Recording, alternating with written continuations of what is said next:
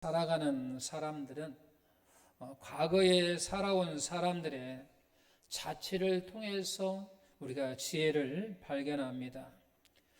자신의 힘만으로는 우리의 인생을 잘 살아내는 사람은 없습니다. 왜냐하면 가보지 않은 미래에 대해서는 누구든지 다 초보자이기 때문에 그렇습니다. 그래서 앞선 사람들의 삶을 기록한 그런 역사, 그런 걸 통해서 우리가 보면서 그것이 우리의 거울이 되고 우리의 새로운 길을 찾는 지도가 되는 것입니다. 그런데 우리가 들여다보는 대상이 특별한 사람이라면 우리의 모델이 될 수가 없습니다. 예를 들자면 왕족, 우리의 모델이 될 수 없습니다. 영웅, 마찬가지입니다. 우리의 모델이 될 수 없어요. 천재들, 이것 또한 우리의 모델이 될 수 없습니다. 이런 이야기는 흥미거리는 되지만 우리와 같은 사람들에게 별 도움이 되지 못한다라고 하는 거예요. 왜냐하면 많은 사람들이, 대부분 사람들이 왕족도 아니고 영웅도 아니고 천재가 아니기 때문에 그렇다고 하는 거죠. 우리에게는 가장 보편적인 그런 사람들의 이야기가 필요합니다. 그 속에서 우리가 어떤 지혜를 발견하게 되고 우리가 그에게 거울이 될 수 있는 것이고 모델이 될 수 있다라고 하는 겁니다. 그런 의미에서 보면 성경에 나오는 다윗의 삶은 우리들에게 좋은 거울과 지도가 그러한 역할이 될 수 있다라고 하는 거예요. 왜냐하면 다윗은 지극히 평범한 인물로 태어났고 한 시대와 역사를 세워간 인물입니다. 처음부터 왕으로 태어나지 않았고 처음부터 영웅의 자질을 가진 인물도 아닙니다. 그래서 처음에는 사무엘 선지자가 처음에 다윗을 무시했어요. 또 사무엘 선지자가 다윗을 없는 사람으로 취급했거든요. 그러니까 그는 다윗은 정말로 우리 평범한 그런 사람이었다라고 하는 거죠. 다윗이 특별한 재능이나 지식을 가졌다고 성경은 말하지 않습니다. 또 그의 배경이나 가문이 대단한 것도 아닙니다. 이런 그가 평범한 삶의 자리에서 일어나 위대한 역사를 이룬 것은 딱 한 가지 기초 볼 수가 있는데 그것은 그의 신앙 때문이었다라고 하는 거죠. 다른 곳에 있지 아니하고 그가 평범한 삶의 자리에서 위대한 그와 같은 역사를 이루은 것은 그 원인은 바로 신앙 때문이었다라고 하는 거죠. 성경은 그래서 이렇게 말하고 있습니다. 사도행전 13장 22절 다윗을 왕으로 세우시고 증언하여 이르시되 내가 이새의 아들 다윗을 만나니 내 마음에 맞는 사람이라 내 뜻을 다 이루리라 이렇게 말씀하고 있다라고 하는 거예요. 다윗의 믿음이 하나님의 마음에 쏙 들었다, 쏙 맞았다라고 하는 겁니다. 그가 골리앗을 이긴 것도 신앙의 힘입니다. 하나님께서 다윗을 역사의 중심으로 서게 하신 것도 그의 믿음 때문입니다. 그의 신앙 때문입니다. 이런 의미에서 다윗의 삶은 우리에게 모두에게 거울과 지도가 될 수 있고, 왜냐하면 다윗이 믿는 그 하나님이 오늘 내가 믿는 그 하나님과 동일하신 하나님이기 때문에 그렇습니다. 다윗이 믿는 하나님과 내가 믿는 하나님이 다르다라고 하면 다른 역사가 이루어지겠지만 그러나 그런 것이 아니라 그 평범하게 위대한 영웅이 될 수 있었던 것도 결국은 그가 믿는 그 하나님 때문이었다라고 하는 거죠. 또한 내가 동일하게 바로 그 은혜를 베푸신 다윗에게 은혜를 베푸신 그 하나님이 오늘날 동일하게 내가 믿는 그 하나님하고 같은 분이라고 하는 사실입니다. 오늘 본문 성경에 가장 긴 장입니다. 무려 176절이 있습니다.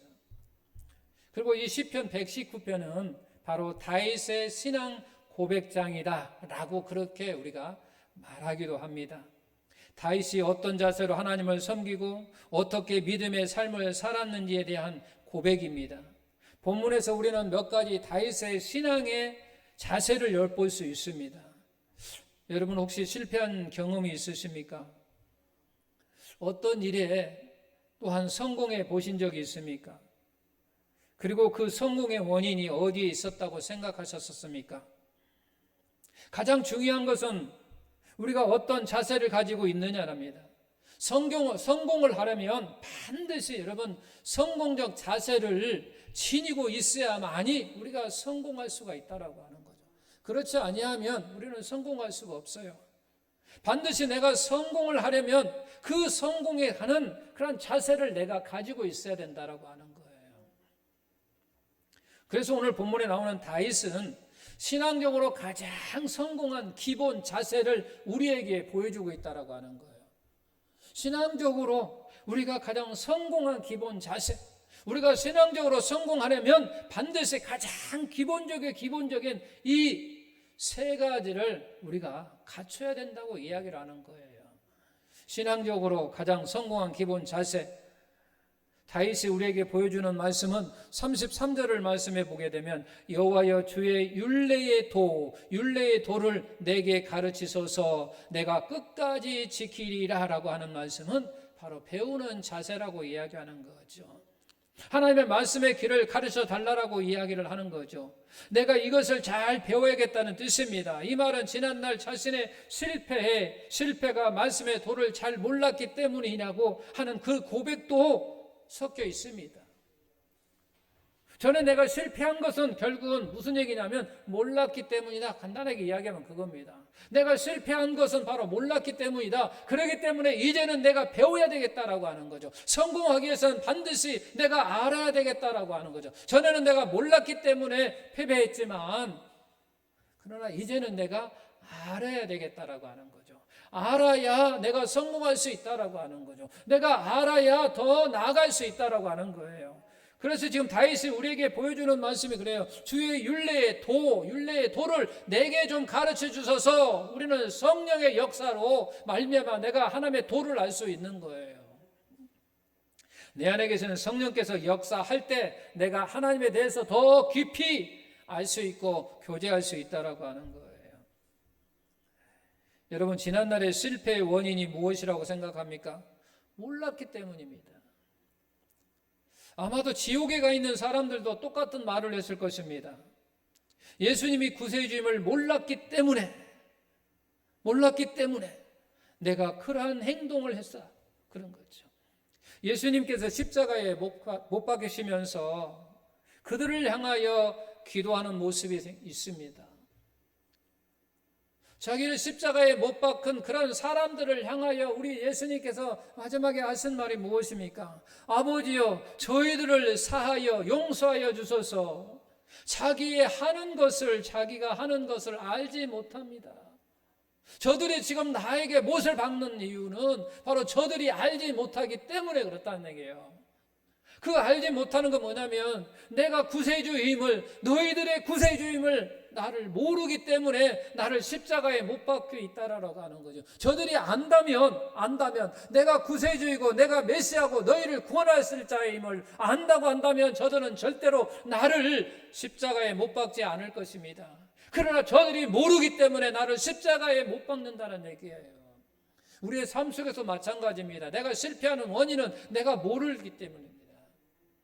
몰랐기 때문이고 모르기 때문에 내가 실패한다라고 하는 거죠. 그래서 오늘 다윗은 그렇게 이야기를 합니다. 내게 가르쳐 달라고 하는 겁니다. 내게 가르쳐 달라고 그렇게 이야기를 하고 있는 거죠. 이미 다 안다고 착각하여 교만한 마음을 가지고 있으면 점점 우리는 더 우매한 사람이 되어버리고 맙니다.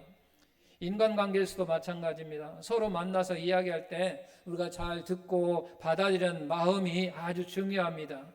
그러나 자기만이 잘났다고 정치, 경제, 사회, 스포츠 모든 부분들을 막 안다고 떠들면 인간관계는요 지속될 수가 없어요.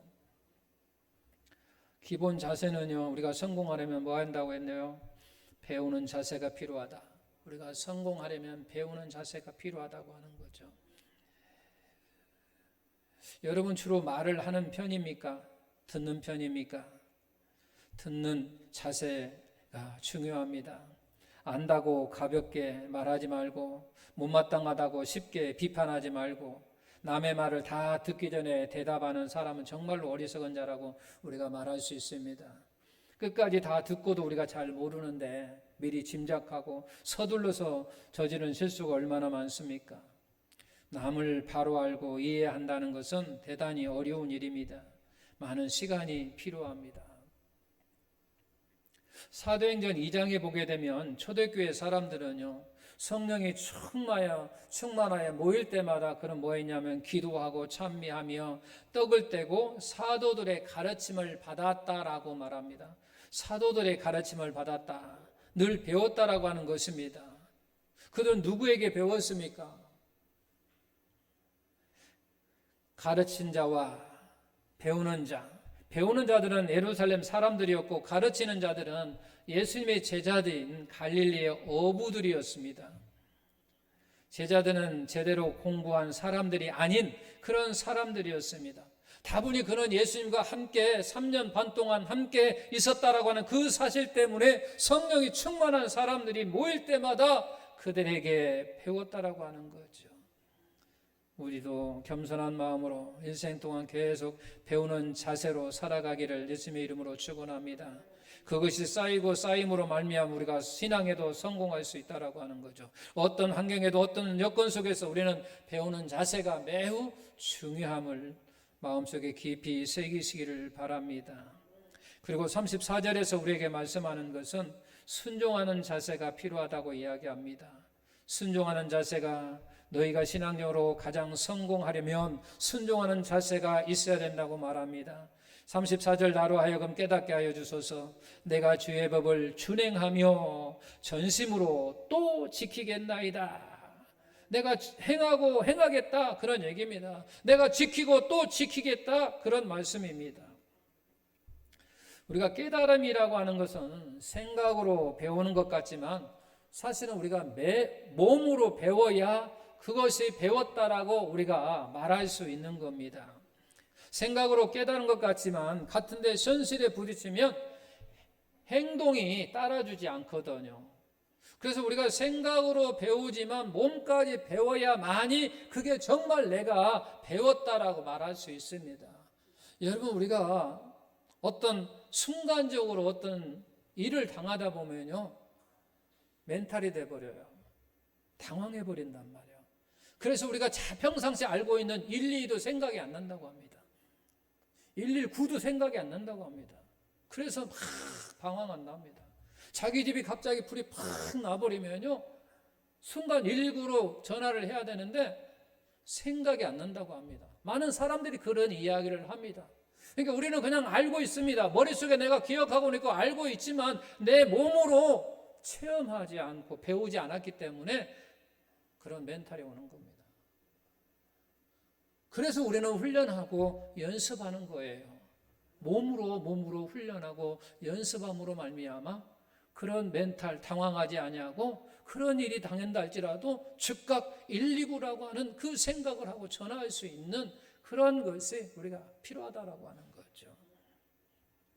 그러니까 우리가 깨달음이라고 하는 것은 바로 그런 거예요. 생각으로만 깨달은 게 아니라 생각과 함께 우리가 몸으로 깨달았을 때 정말 그것이 내가 깨달았다라고 하는 거죠.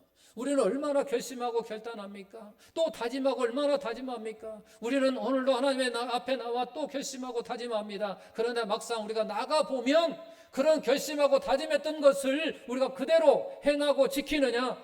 그렇지 못할 때가 더 많이 있습니다.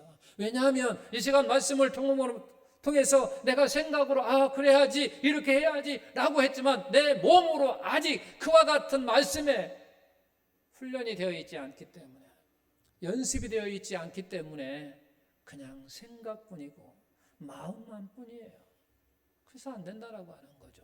그래서 우리가 깨달음이라고 하는 것은 생각과 동시에 우리의 몸으로 깨달아질 때 진정한 그의 깨달음이 있다고 말하는 거예요.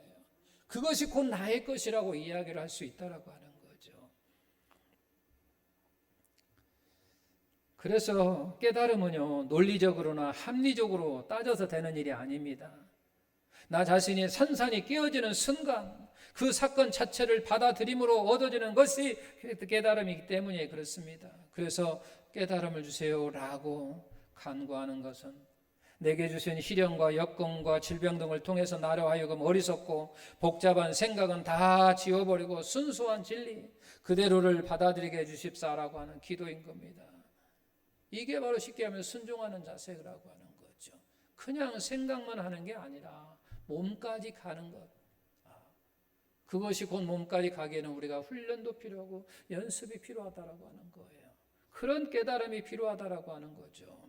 신앙적으로 우리가 가장 성공한 기본 자세, 첫 번째는 배워야 되고 두 번째는 우리가 순종하는 자세입니다. 세 번째는 헌신하는 자세입니다. 35절 보니까 나로 하여금 주의 계명들의 길에 행하게 하소서 내가 이를 즐거워하나이다 라고 해요.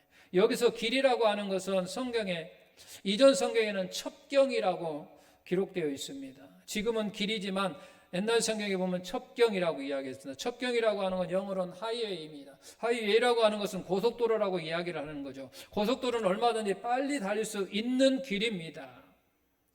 장애물이 없잖아요. 고속도로에는 크게 장애물이 없습니다. 그냥 빨리 갈 수 있는 길입니다.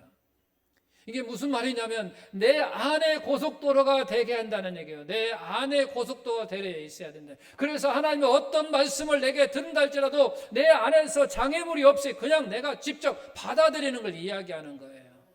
말씀을 내가 딱 들었을 때 아멘 하고 그냥 받아들이는 거예요. 그러나 어떤 순간에는 장애가 있습니다. 저 말은 맞는 것 같아, 안 맞는 것 같아, 아니다, 저랬다, 힘들다, 어렵다, 막 이런 식으로 내 안에서 움직이는 게 아니라 그냥 하나님의 말씀을 직접 저 말씀은 하나님의 말씀의 진리야, 내 안에 그냥 받아들이는 거예요. 이 고속도로라고 하는 것은 내 마음의 고속도로라고 하는 장애물이 없는 거예요. 하나님의 말씀을 듣기에 전혀 다른 장애 요소가 없는 걸 이야기한다고 하는 거예요. 그래서 성경은 그렇게 나옵니다. 너희 마음이 옥토밭이 되어야 된다고 이야기합니다. 성경은 그렇게 우리에게 표현하고 있어요. 너희 마음의 밭에 옥토가 되어야 된다. 그럴 때 하나님의 말씀이 탁 들어오면 그것이 탁 뿌리가 밟히고 열매까지 풍성한 그와 같은 열매를 얻을 수 있다고 말합니다. 다윗은 이미 이러한 것들을 경험했다라고 하는 거죠. 다윗은 이와 같은 모든 것을 경험했어요. 그러게 돼 주의 말씀에 내게 직행해서 바로 들어오게 하소서 하고 기도하고 있는 겁니다. 이 말을 좀 더 깊이 생각하면 다음과 같은 의미가 있습니다. 아무리 결심해보고 맹세해 보았자 헛일이를 알았으니 내가 다짐하고 결심하고 해봐도 헛일이다라는 거죠. 그래서 우리도 작심 삼일이란 말이 나와 있는 거예요. 그러니까 다윗이 이와 같은 것을 경험해 보았어요. 내가 결심하고 맹세도 해보고 해봤지만 헛일이라고 하는 거예요. 그래서 주님 이제부터는 주님께서 나를 강권적으로 역사하셔서 행하도록 해달라고 하는 그런 내용으로 지금 말씀하고 있는 거예요. 내가 할 수 없으니 하나님 나를 강권하여 나를 행할 수 있도록 해주세요. 나의 지식과 의지와 마음은 믿을 것이 못됨을 인정하오니 하나님 때려서라도 인도하시고 꺾어서라도 바른 길로 가게 하시고 주의 길 외에는 가지 않도록 나를 인도하소서 라고 지금 이야기하는 거죠. 그러므로 이 기도는 자신에게 주어진 자유를 하나님께 헌납하는 그와 같은 강한 기도임을 알 수가 있습니다. 나의 의지로는 안 되오니 주님 아버지여 내 의지로는 안 되오니 내 의지를 꺾어서라도 하나님 강권으로 나를 인도해 달라고 그렇게 기도하는 겁니다. 왜 다윗은 이렇게 철저히 주의 뜻에 순종하기를 지금 원하십니까? 왜 다윗은 이렇게 주님의 뜻에 순종하기를 간구하고 있는가? 그런 건 다른 데 있지 아니하고 자신의 한계와 죄인된 본성을 본인이 알았기 때문에 내가 어떤 사람인가를 알았다는 얘기예요. 내 자신이 아무리 결심하고 아무리 다짐하고 내가 아무리 맹세해도 내가 헛되더라라고 하는 거예요. 그걸 알았다라고 하는 거예요. 나의 한계를 알았다라고 하는 거예요. 내가 할 수 없다라고 하는 것을 그는 알았다라는 거예요. 그러니까 결국은 하나님께 매달리는 거예요. 내가 한계를 느꼈사오니 주님 강권으로 나를 다스려 주었다고. 그래서 36절, 내 마음을 주의 증거들에게 향하게 하시고, 주의 증거들에게 향하게 하시고 탐욕으로 향하지 말게 하소서. 하나님이 붙잡아 주지 않으면 자신은 탐욕으로 치닫기 때문에 파멸할 수밖에 없다라고 하는 거죠. 나의 욕심, 나의 탐욕.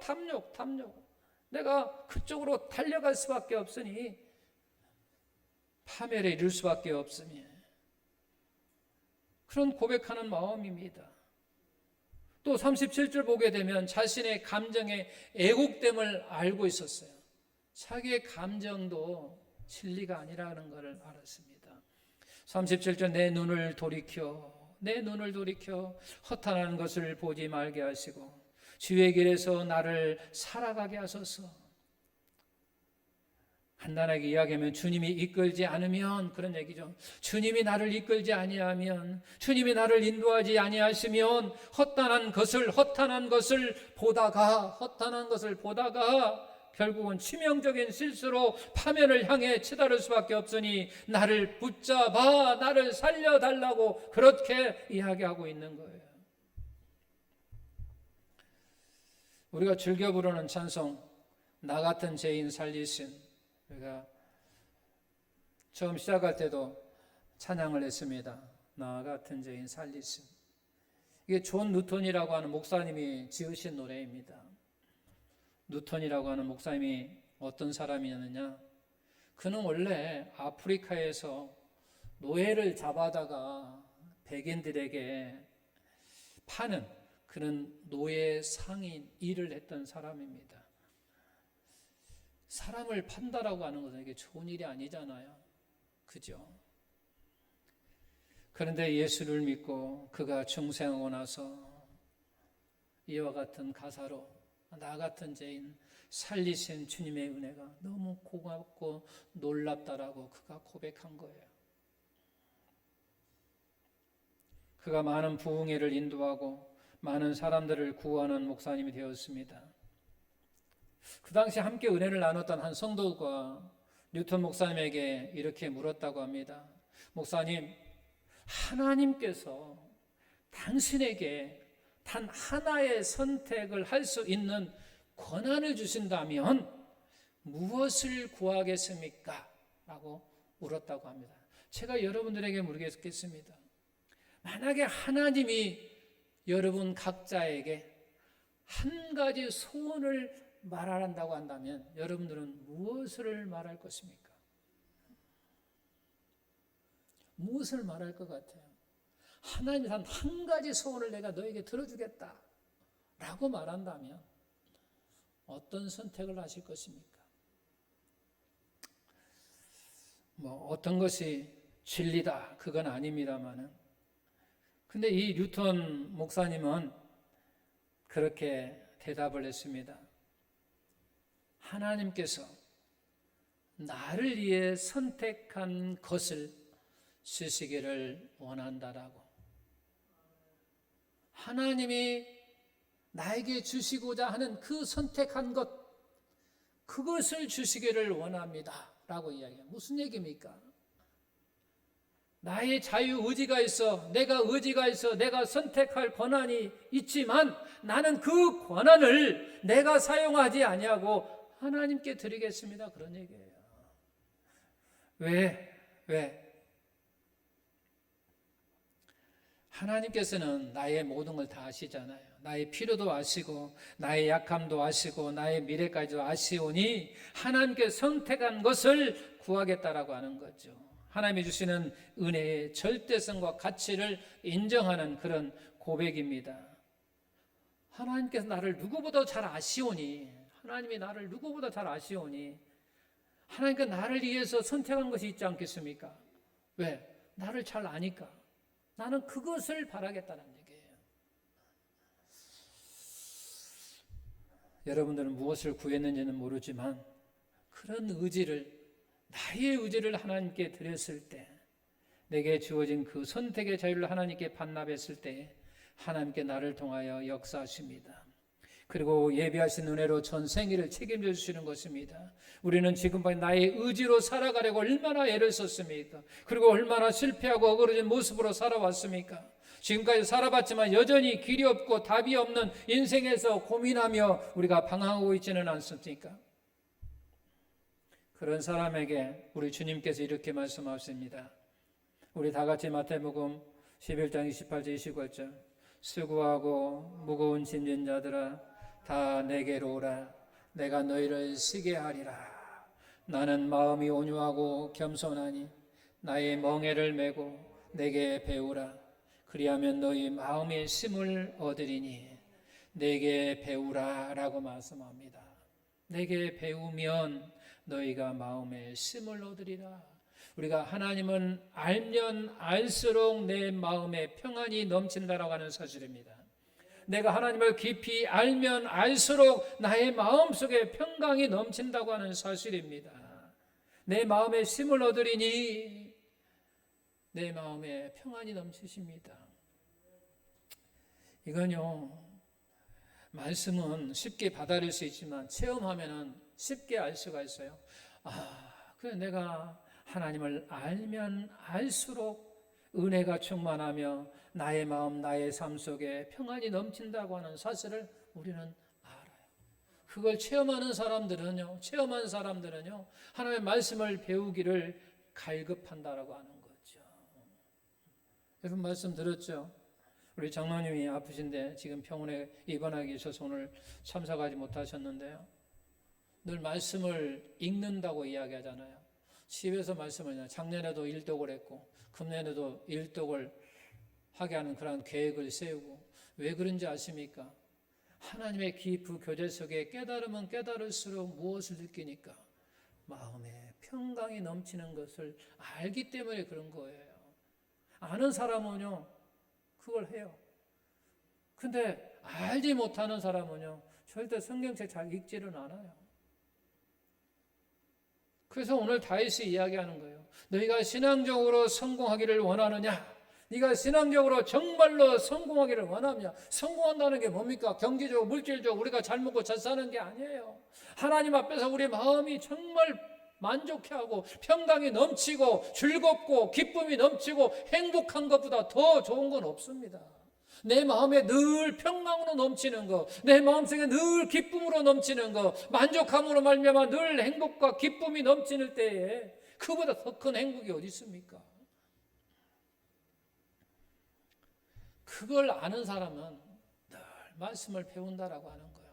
그래서 유튜브를 통해서 말씀을 듣기도 하고 찬양을 듣기도 하고 그러한 걸 자꾸 갈급하는 거예요. 갈급함. 그 갈급함 속에서 그 갈급함이 채워질 때 내 마음이 더욱더 풍성함으로 채워지기 때문에 감사하고 기뻐한다라고 하는 거예요.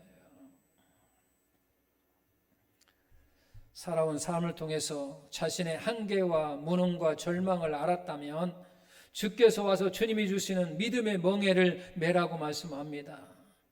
믿음의 멍에를 매는 것은 우리가 배우는 것이 곧 믿음의 멍에를 매는 거죠. 우리가 아는 거잖아요. 분명한 길과 진리를 알고 그것을 선택하며 사는 것은 정말 우리에게 지혜로운 삶이라고 하는 것이고 성공적인 삶이라고 이야기를 합니다. 오늘 다윗의 말씀을 통해서 이야기합니다. 자신의 연약함과 부족함과 어리석음을 깨닫고 하나님의 절대적 능력과 은혜를 받아들이기로 결단하고 고백했다라고 하는 거죠. 그것이 베들레헴 총구석에 있었던 다윗이 이스라엘 역사의 중심이 서고 나아가 세계 역사에서 이스라엘의 가장 위대한 시대를 연 왕이 되었다라고 하는 거죠. 그런 왕족이 아니에요. 영웅도 아니에요. 그냥 우리와 똑같은 일반 평범한 그런 사람이었다고 하는 거예요. 그 평범한 사람이 바로 이스라엘 역사의 중심에 있고 세계 역사에 이스라엘 가장 위대한 왕이 되었다라고 하는 것은 다른 게 아니고 신앙의 심이었다라고 하는 거예요. 믿음의 심이었다라고 하는 거죠. 그 신앙의 심, 믿음의 신이 무엇냐면 그런 가장 성공한 기본 자세가 뭐였냐면 나는 늘 배우는 자세였다라고 하는 거예요. 늘 배우자는 어떤 환경과 여건 속에서 늘 배우는 자세에 있고 순종하는 자세에 있고 헌신하는 그와 같은 자세에 있었다라고 하는 거죠. 내가 그렇게 하니 나도 어느새 위대한 그 자리에 나를 세우신 분이 하나님이라고 지금 고백하고 있다라고 하는 거예요. 사랑하는 성도 여러분, 우리 삶 속에서 정말 신앙적으로 가장 성공한 그런 여러분이 되셔서 늘 평강과 또 즐거움과 기쁨이 충만하는 그런 삶 속에 여러분의 삶이 되시기를 예수님의 이름으로 축원합니다.